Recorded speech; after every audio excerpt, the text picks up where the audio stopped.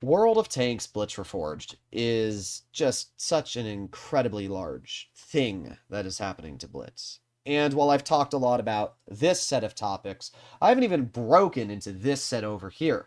Like, the problem that Wargaming doesn't understand when it comes to Reforged is that there's so much that they are bringing into the game all at once that even though they might fix some of the things over here that the community has problems with, there is still this huge basket of problems off under the sheets right now that as soon as these problems might be solved, all of these things are going to get uncovered, and then these are going to be problems. And it's something that I want to cover now before people start to realize when it's too late. That way I can at least say, hey, I warned you. You have the ability to speak up if you disagree, and if you agree with the changes being made here, then let me know. I'm simply going to be the messenger. I'm going to share some of my thoughts, my feedback, and you can let me know how you feel. Today, we are specifically going to be talking about the set progression, the way that Wargaming is changing how you are able to grind lines, and kind of how they're almost being a little hypocritical on the progression of the game. So I'm going to play the clips that I have gotten for us here today, and we'll continue on through. We are trying to make sure, right, that we piece it out for players, you know, and parcel it out so that they have that, they can have fun, they can enjoy themselves, and then they get more choices as they become more comfortable. So basically what you just heard there is Wargaming is going to make it so when you start off, you only have a few sets available to you. And you're going to hear that more. So I'm going to play this clip and then I can talk about it a little bit. Player level, the sets, and sets level. So keys are the means to, at the same time, give you choice, especially when you're a newbie. You know, as I said, you get access to two sets, and then you kind of go into one.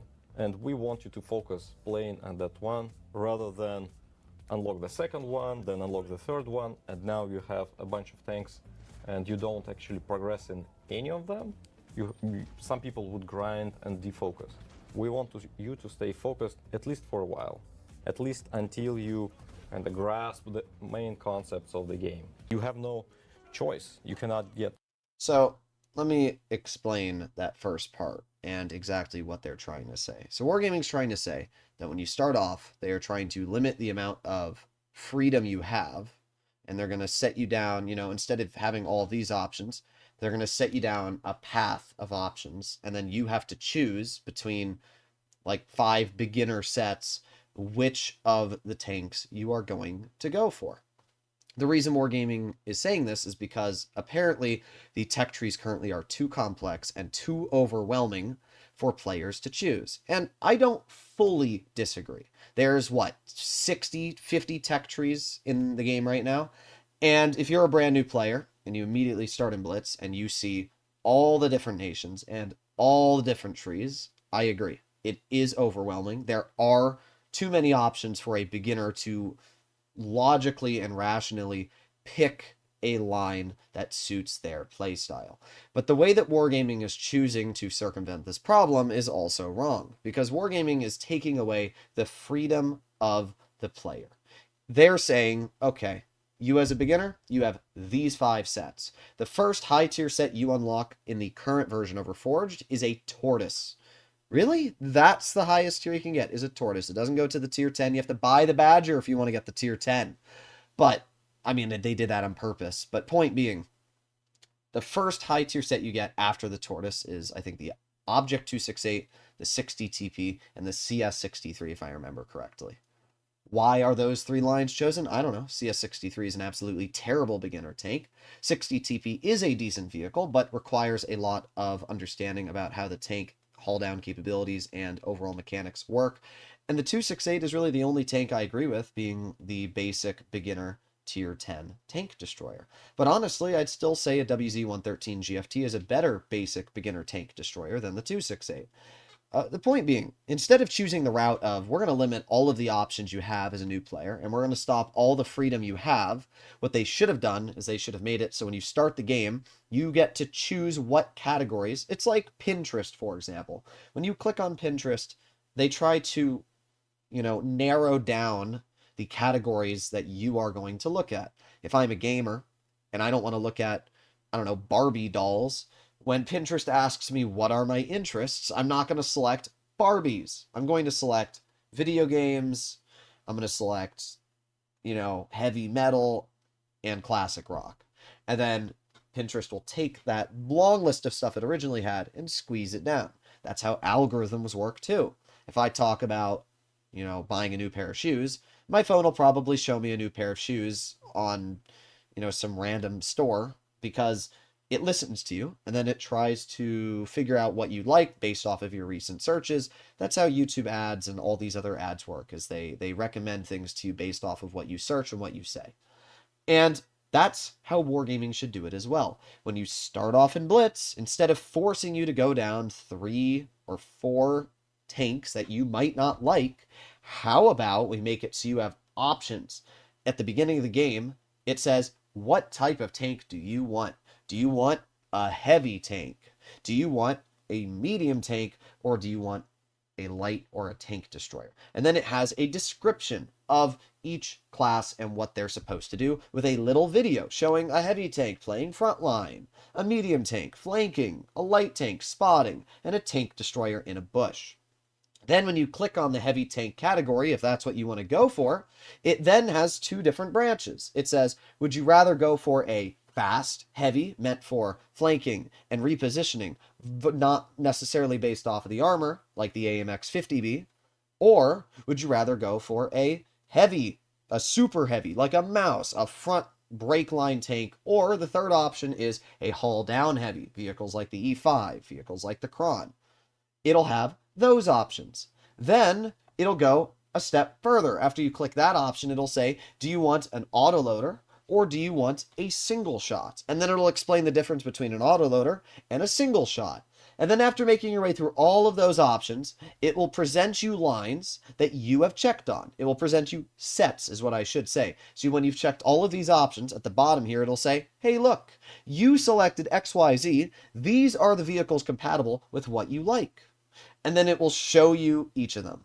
And then you can pick the set from there that you want to start grinding. That would be a much better way of having beginners stay on your game and progress through the game itself than forcing players to grind lines that you think they would want to grind. Freedom is still the most important thing to do. Because what if a player doesn't want to grind a heavy immediately? What if they want to grind a tank destroyer? Well, there's different types of tank destroyers. You have vehicles like the Grill, and then you have vehicles like the frickin' 183, and then you have in between the 113 GFT, which is a frontline tank destroyer. So if a player clicks on the tank destroyer box, it says, hey, would you rather have a frontline tank destroyer, which plays like a breakthrough vehicle, then it shows a clip of the T-95 bouncing all the shells, or would you rather play a glass cannon, and it shows a Grill all the way in the back camping in a bush, it shows it getting spotted and blown up, and it shows it has 0 armor.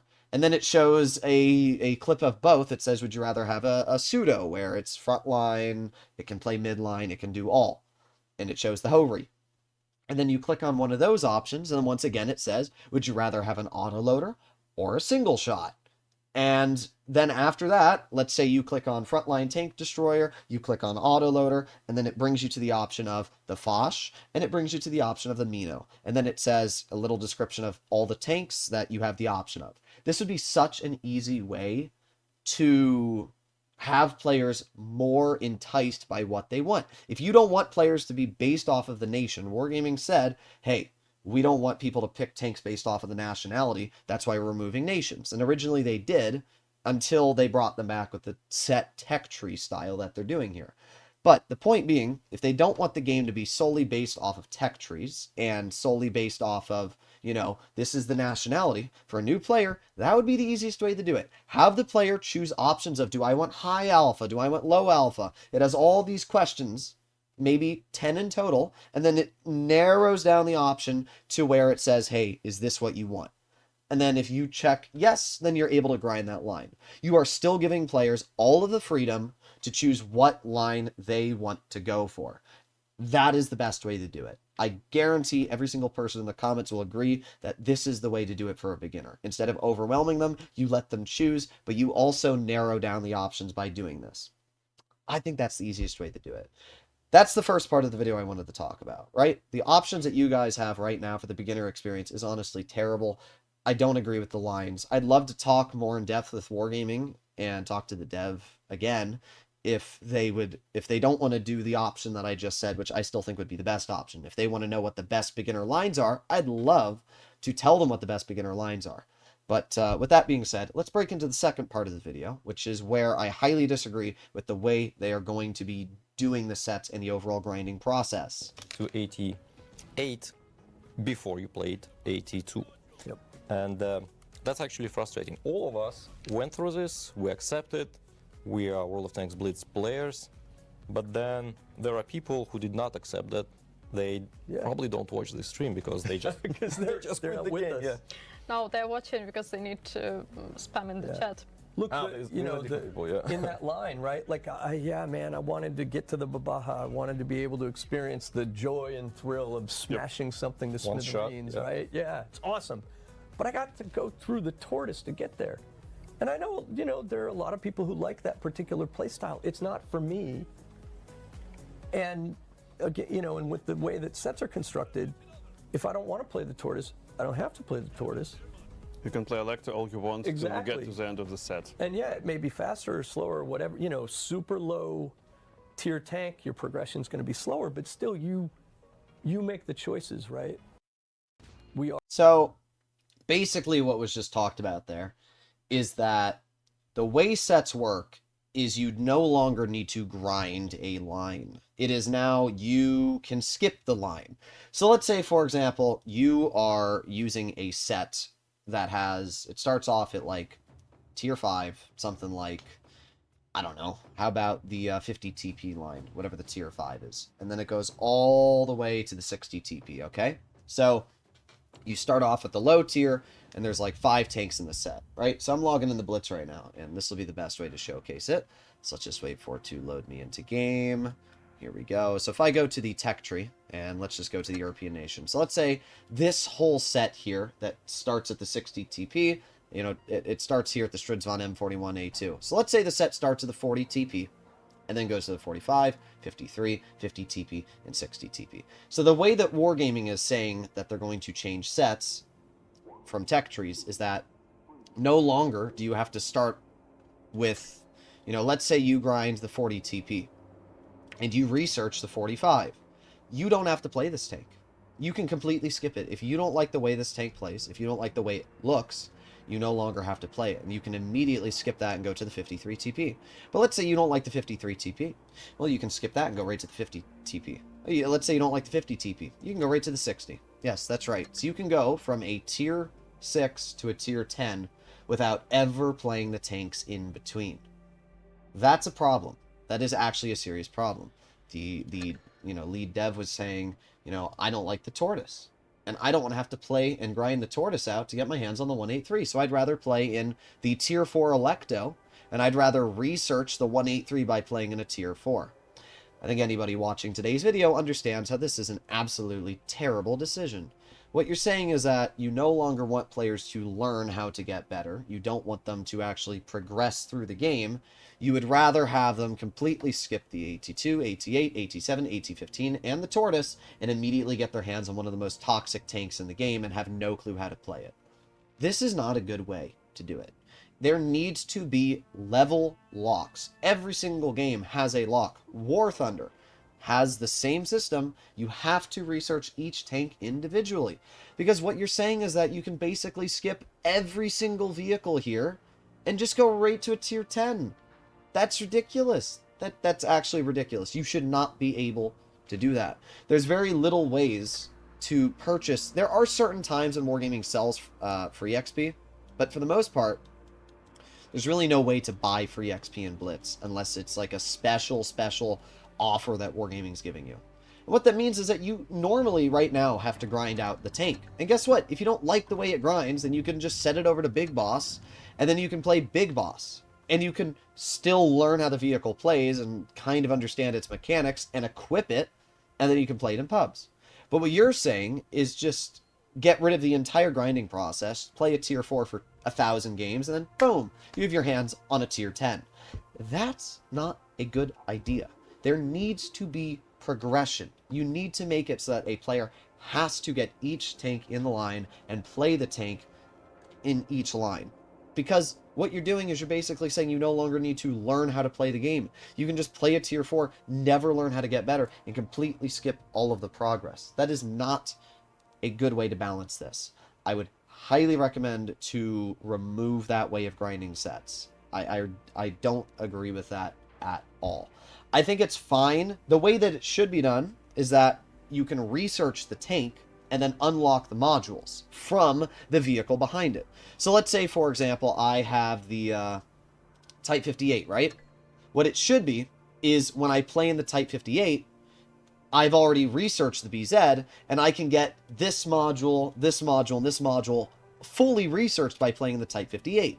But then after I fully research these modules with the Type 58's experience, I then have to play in the BZ68 to then research the 166 and unlock all of these modules. This is a way to make it so a player no longer has to ever play a tank stock. They can play in the vehicle before, use this tank to unlock all the modules, but then you have to grind out the next highest tier to then research the BZ68. And the same thing over and over and over. Once again, I think this is a much better way to do the progression system than saying, hey, you can play what will be a tier 1 tank over and over and over and over and over for thousands of games and get your hands on multiple tier 10s by never lifting a finger past that tier. You do not want that. It's not good progression for the game. You are not learning anything at that point. You are not getting better. I also think that you should limit the tier at which you can buy premiums and collectors for unless you've researched that tier. So if you're a new player and you haven't gotten past tier 6, you shouldn't be able to get a tier 7. I think that's fairly obvious. But, I mean, getting a tier 8 is not hard, right? Getting a tier 8 is very, very easy. You should be able to... I have no problem if you're able to buy a tier 8 premium off of the get-go. But I think that if you're able to buy a tier 10 immediately on day 1, there's a problem. You should not be able to buy one of these tanks unless you actually want to put in the effort to play the game. And sure, maybe Wargaming, you guys want to make a quick buck. But really, like, you've sold out every single tank in the auction so far. You really need that much money that you can't just, like, sell out an auction tank really quickly or put more crates into the game, which you already do anyway. I'm just saying, I don't agree with the way that you guys are choosing to not only A, have the beginner progression system, but B, how you plan to make the progression in general for sets. There needs to be some sort of wall before you can get to the next vehicle. But you can let me know. Either way, hopefully you guys enjoyed the video, and yeah, I'll see you all in the next one. Bye-bye.